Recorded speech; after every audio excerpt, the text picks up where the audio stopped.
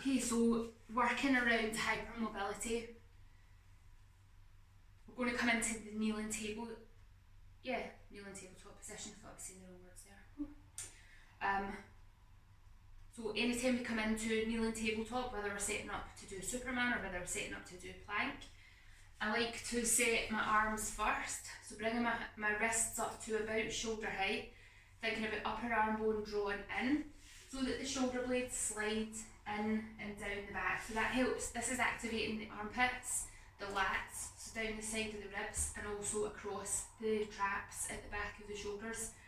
Tuck the ribs in so that we have this length into the spine, and then from there bring that down onto the floor and then take the knees back so that we're setting the knees a bit hip width apart. So let me just turn so you can see that front on.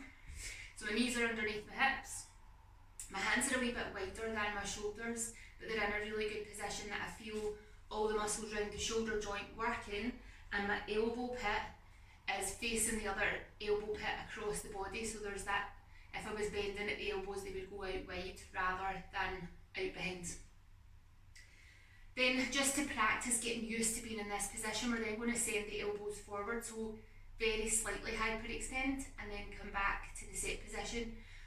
So just doing that a few times. When you come forward, when you're turning the elbow pits forward, don't force it right to the end point. Just be aware of the elbow pits are moving forward and they're moving out, and that just then gets you more aware of what that feels like when the muscles are switching on and off, how it feels in the shoulder joint and how it feels in the wrist joint. I know that when my elbow pits come forward, I really feel it in around the base of my thumb joint, so I'm very aware of that. And then once you're happy that we have that position set, we check that the tummy muscles are drawn in, the ribs are tucked in so that the spine's nice and straight, keeping those elbow pits facing each other across the front. Opposite arm and leg can extend out. You might lift the leg up off the floor, you might not, depends on your energy, depends on whether or not the pelvis is staying steady. So take that out, bring it in, reset, have a quick check of the elbow pits, they're still facing each other, come up on the other side, bring it back down, quick check, elbow pits are facing each other, and maybe do that 2, 3, 4 times to each side.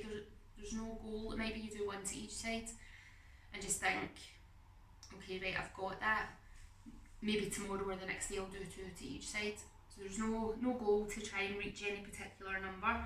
It's more important to set the foundation, so posture, lock it in, get everything tight, and then bring yourself into position, and then add on your movement when you're happy, everything's set where it should be. Then it is thinking, oh, I've got to do this exercise, so I'm just going to come up, and then I'll come up, and here you're not working the muscles then, where we can keep that everything in, and we go smooth out and smooth in. You will start to feel the midsection kick in and join in with the movement. That's what's going to stabilise you. The pelvic floor, the back side, is what's going to help stabilise through the back of the pelvis. Okay, any questions? You know where I am, just send me a message.